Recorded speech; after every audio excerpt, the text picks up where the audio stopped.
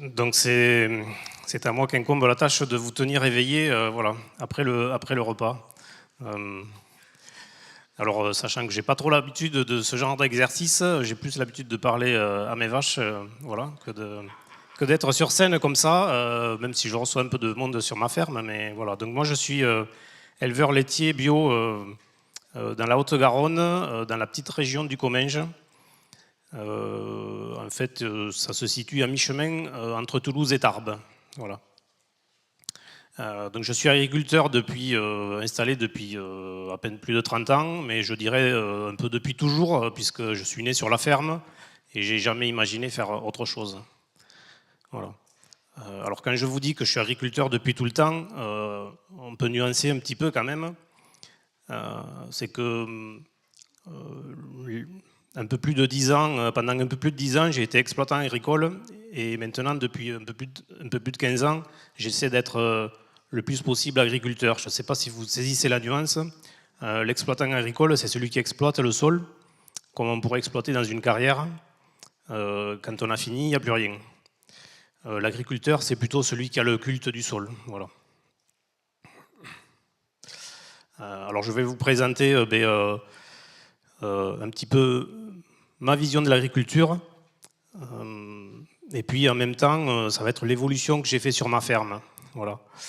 Ce que je vais vous présenter, alors ça tombe bien, on a parlé de redondance plusieurs fois dans la journée. Ça va être un peu redondant parce que ce matin, il y a déjà eu pas mal d'aperçus.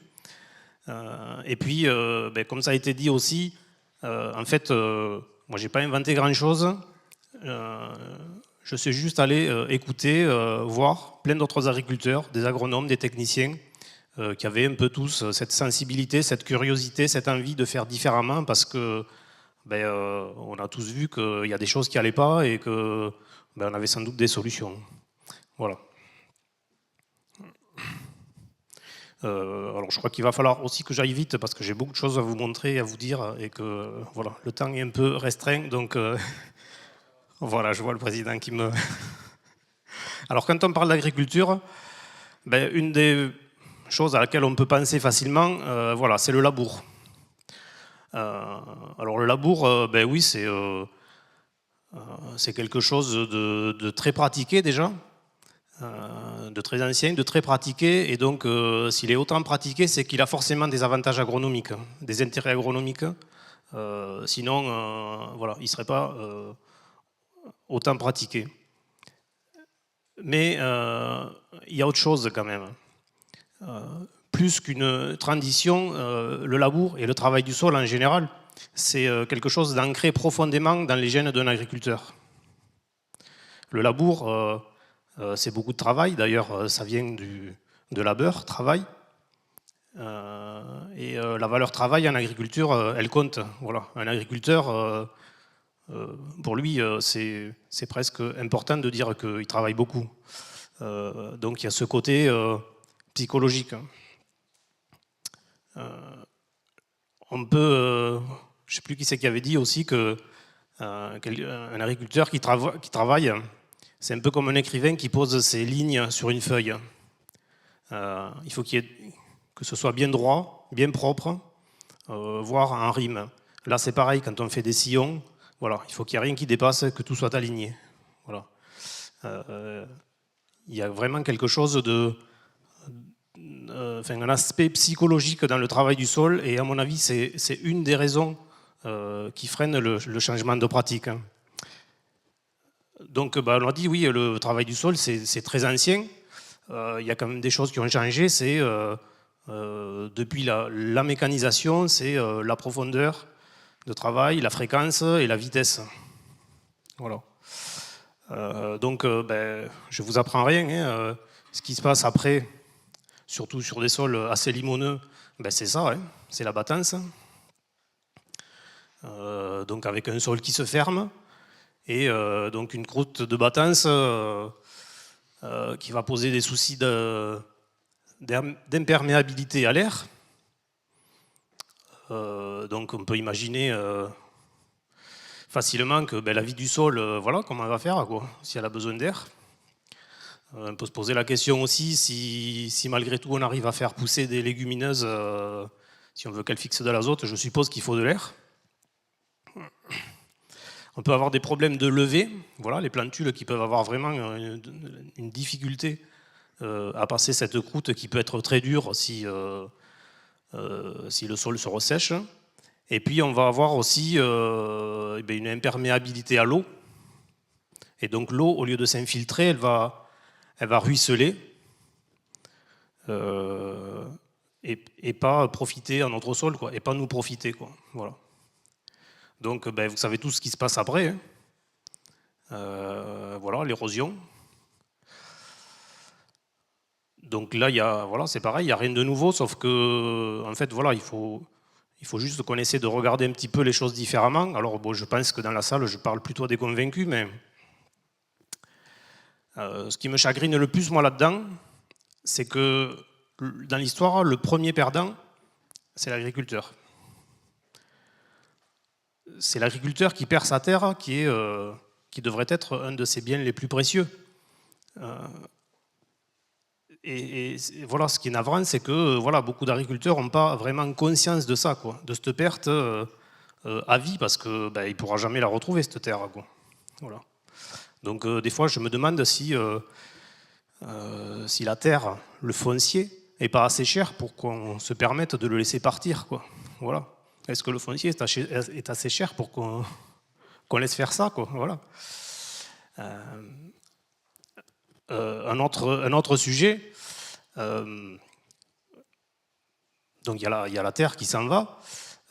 C'est pas, je pense qu'il n'y a pas besoin d'avoir fait de grandes études ou de grandes recherches pour s'imaginer que les molécules chimiques qu'il y a dans le champ, qu'elles soient de synthèse ou naturelles, qu'elles soient de fertilisation ou phyto, les molécules chimiques, si la Terre s'en va, les molécules chimiques, elles ne vont pas toutes rester dans le champ, à mon avis.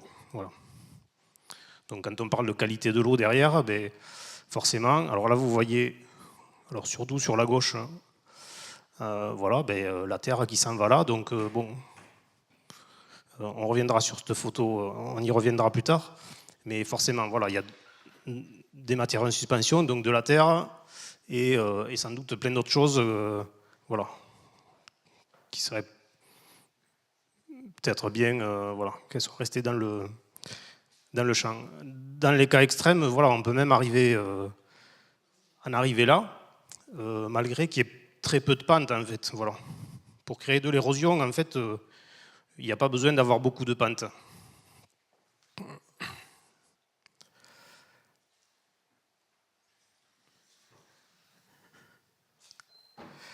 Alors la Terre qui s'en va, on le sait, elle s'en va. Là, c'est une photo de l'Adour. Alors, je ne sais pas si ça se voit bien ici, mais bon, voilà, forcément la Terre, elle s'en va dans la mer. Nous, dans nos départements, Haute-Garonne, Gers, tout ça, voilà, on sait que notre Terre, quand elle s'en va, elle arrive ici, hein. Voilà, à Bordeaux. Alors tant qu'on a pris un peu de hauteur, je vous ai mis là une photo tirée d'un film Paysan du ciel à la terre, que je vous conseille de voir si vous n'avez pas vu.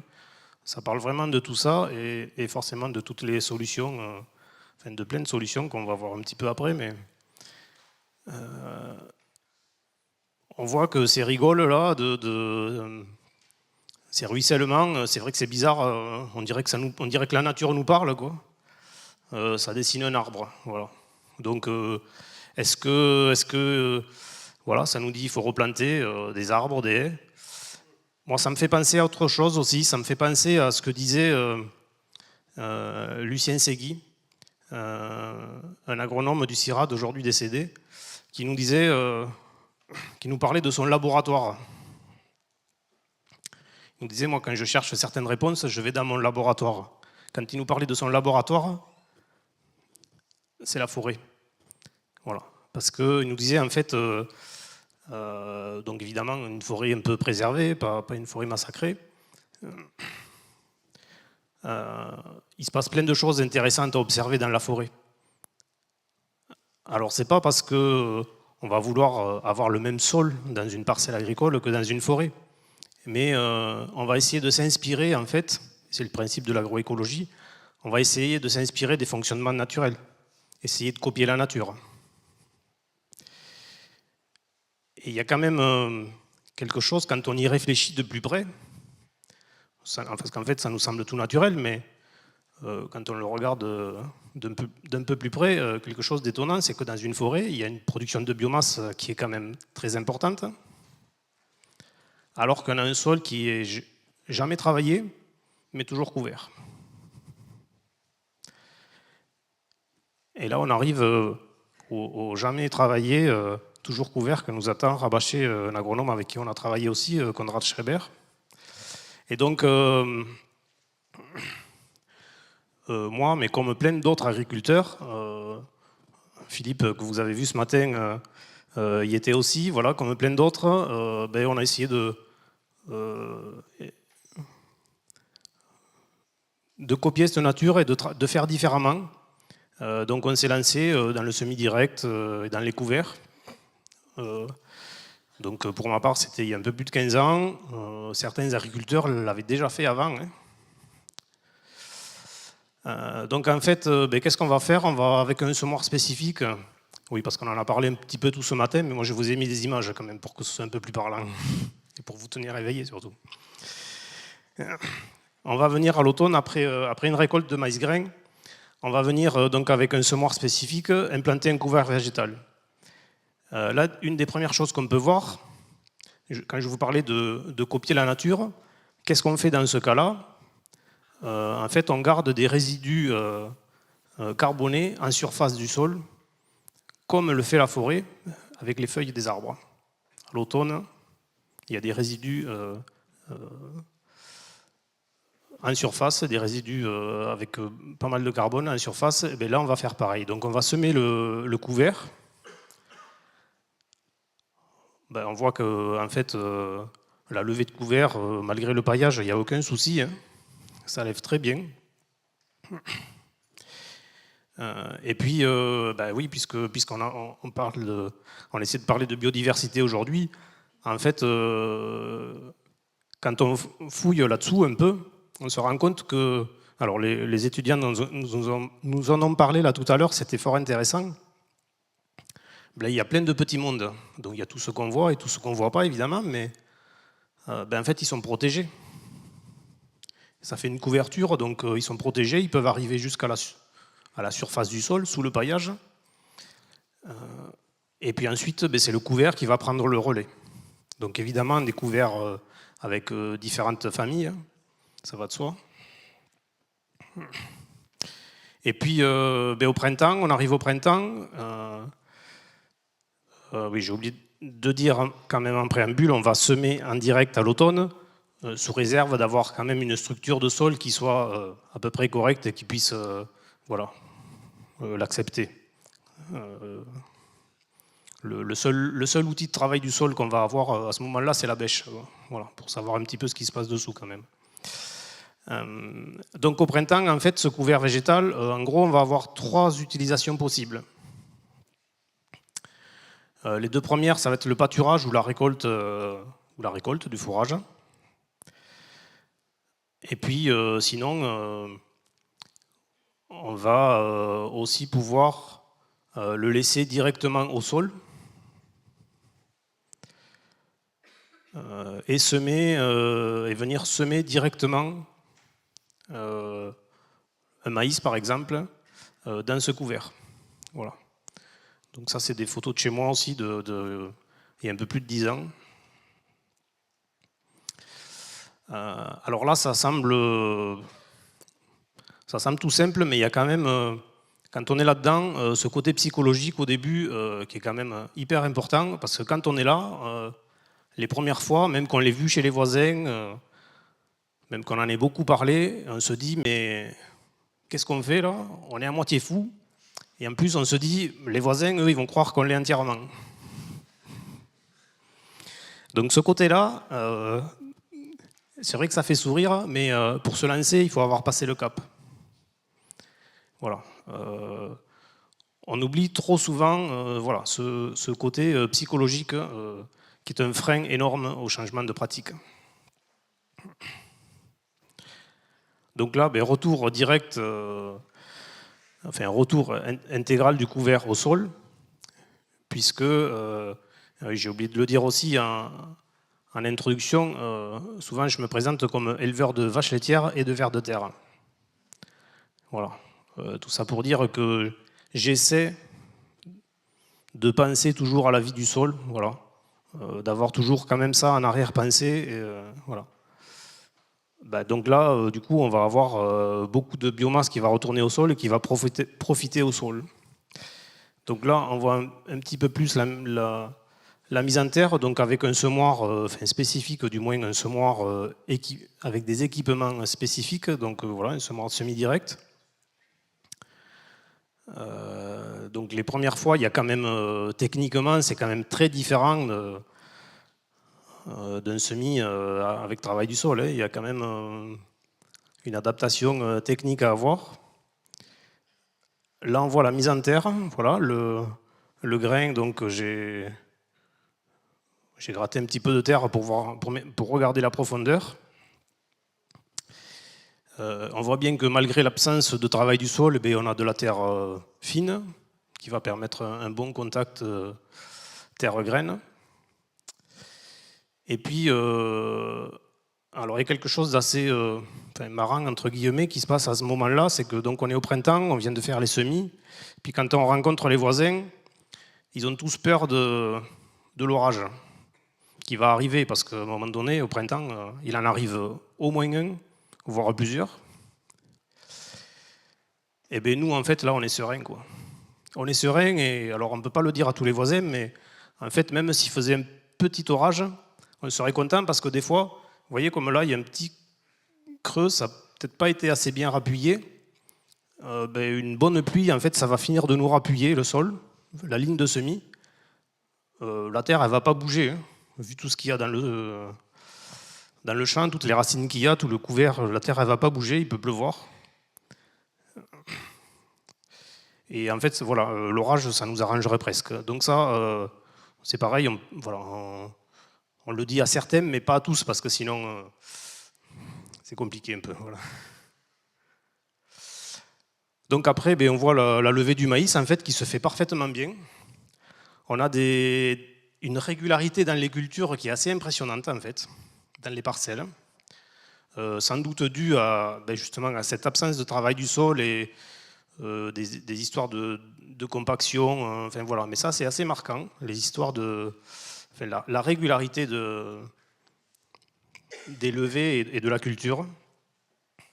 Et puis oui, là je sais, vous allez me dire, ah, ben oui, là il y a eu du glypho. Ben oui, voilà, Philippe, je l'ai vu qu'il l'a dit. Alors, ouais, c'est vrai que la maîtrise du couvert, certaines espèces, on arrive à les tuer assez facilement. D'autres, la chimie, ça nous aide bien. Mais alors, plusieurs choses. D'abord, alors je vais mettre les bio d'un côté, mais qui en surface sont quand même pas majoritaires. Si on prend dans les agriculteurs conventionnels, tous ceux qui labourent, ou du moins qui font un travail profond, bah, ils désherbent aussi. Le labour, ça n'empêche pas de désherber. Tous ceux qui labourent en conventionnel, il y a un désherbage. Pas forcément avec du glypho, mais c'est possible, avant ou après, voilà. Mais il y a toujours quand même de la chimie. Et donc, entre un sol labouré et désherbé, ou entre un sol juste désherbé, voilà. Est-ce que voilà, ça ne sera pas aussi l'agroécologie, des fois des histoires de compromis à trouver. Il n'empêche que quand même, voilà, l'idée, et pour moi, ça, et comme pour beaucoup, le semi-direct sous couvert en non bio, ça a été plutôt une histoire de transition. Il n'empêche que des fois, sans désherbage, donc là, c'est un maïs un semi-direct, alors en bio entre guillemets, mais effectivement, il n'y a pas eu de désherbage. Mais je pense qu'on était dans une situation où l'azote n'était pas limitante, voilà, parce qu'il y a l'histoire du désherbage, mais il y a l'histoire de l'azote disponible. Aussi, voilà, le maïs est une culture quand même qui a besoin de pas mal d'azote. Donc voilà, sans désherbage, on arrive on arrive parfois, peut-être pas souvent, pas assez souvent encore, voilà. Mais on peut arriver, on peut arriver à des résultats assez intéressants. Donc là, c'était pour du maïs fourrage. Et après, alors il s'en est parlé beaucoup ce matin. Voilà, c'est l'Orbis de Rollensem, alors qui est assez répandu en vigne, mais en grande culture aussi. Donc voilà, je pense que c'est quand même, ça fait partie des outils, des pistes intéressantes, mais voilà, il y a du travail, il y a des essais à faire, et puis aussi se dire que peut-être sans la chimie, on n'aura pas toujours la même régularité, la même assurance, quoi. Voilà. La chimie, elle a quand même, je ne sais pas si c'est un avantage ou un défaut, mais elle a une efficacité parfois, redoutable, quoi. Voilà. En bio, on n'aura pas toujours la même assurance. Voilà. Mais il y a quand même des pistes, et c'est sûr que, comme on en a parlé ce matin, l'ABC, c'est quand même ce qu'il faut essayer de rejoindre, de rechercher. Alors maintenant, si on regarde d'un petit peu plus près les conséquences sur le sol, alors tout ça vous le savez, la différence de température qu'on va avoir sous un couvert et sous un sol nu, donc avec les conséquences qu'il peut y avoir sur la biodiversité, sur l'évaporation, le changement climatique, tout ça. Au bout de quand même pas mal d'années, les différences de terre, de structuration, de couleur, donc de stock de carbone, voilà, évidemment. J'essaie de passer vite. Le test, les tests qu'on peut faire dans l'eau, là, je ne sais pas si tout le monde connaît ce test, c'est un tube rempli d'eau avec un grillage en hauteur sur lequel on va venir poser une motte de terre. Donc un sol nu et travaillé, la terre elle se dissout littéralement dans l'eau. Assez vite, le sol en agriculture de conservation, il va rester quand même assez aggloméré. Et dans la culture, une fois que le maïs est grand, on voit vraiment la différence entre les deux sur l'état de surface. Et ça va avoir plein de conséquences sur l'infiltration de l'eau, et aussi sur la suite, peut-être sur le semis suivant. Voilà. Parce qu'on va avoir quand même beaucoup plus de possibilités dans ce cas-là. Revenir un petit peu sur cette terre qui s'en va dans l'eau. Donc là, on a une arrivée qui se fait par la gauche, où il y avait des parcelles avec un couvert végétal qui a été détruit avec un travail du sol. Et puis au-dessus, une arrivée où il y avait des prairies et du semi-direct, voilà. Et donc l'eau qui s'en va vers la droite. Voilà. On voit quand même clairement les différences de couleur d'eau et donc de charge en éléments, en limon, quoi. Voilà.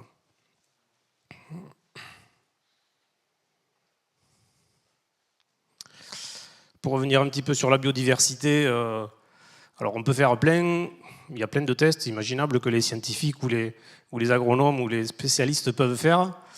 Nous, des fois, juste on regarde. Bon, quand on voit plein de turicules, on se dit que, a priori, il y a du monde dessous.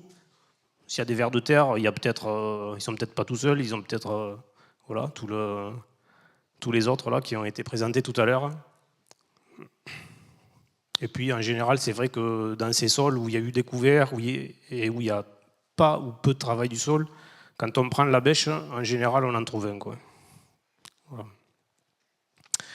Alors, dernière partie de ma présentation, je voulais remettre un petit peu l'animal dans le système, parce que, comme je vous ai dit tout à l'heure, l'agroécologie, c'est essayer de s'inspirer des systèmes de la nature.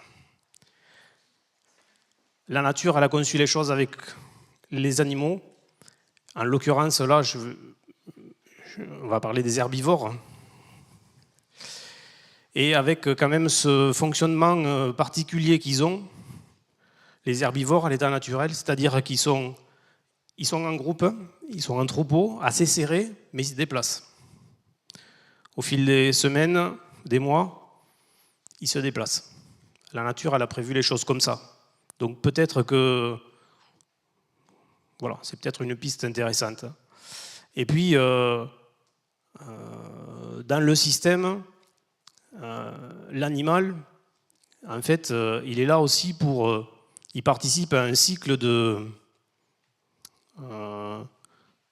recyclage des éléments.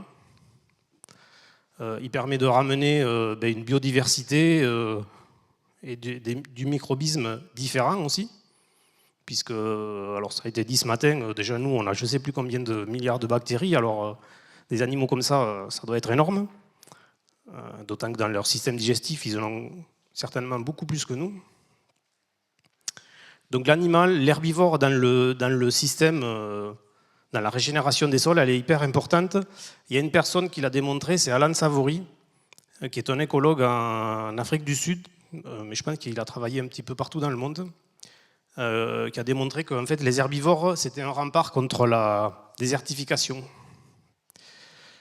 Alors vous le voyez ici, en fait, sur la gauche de la clôture, là, une parcelle où les animaux passent de temps en temps, et sur la droite où ils ne sont pas passés. Voilà. Il y a plein de vidéos sur lui, notamment une qui est très intéressante sur Internet, je vous conseille d'aller voir. Donc nous, sur la ferme, aujourd'hui, ce qu'on fait, on a arrêté le maïs, on est passé à un système tout herbagé, avec du pâturage tournant dynamique. Alors, le pâturage régénératif, c'est il y a une petite nuance, voilà, que je n'aurai pas le temps de présenter ici, mais donc le pâturage tournant dynamique, en fait, on s'inspire des bisons que je vous ai montré tout à l'heure, c'est-à-dire qu'on va avoir des petits paddocks, mais en fait, on va leur donner de l'herbe fraîche 2 fois par jour. Donc, on va déplacer les animaux 2 fois par jour. Donc ils vont être assez serrés. Donc il y a une 50aine de vaches chez moi sur une 30aine d'hectares de pâture, plus après il y a 40 hectares de fauche en plus, un peu plus loin.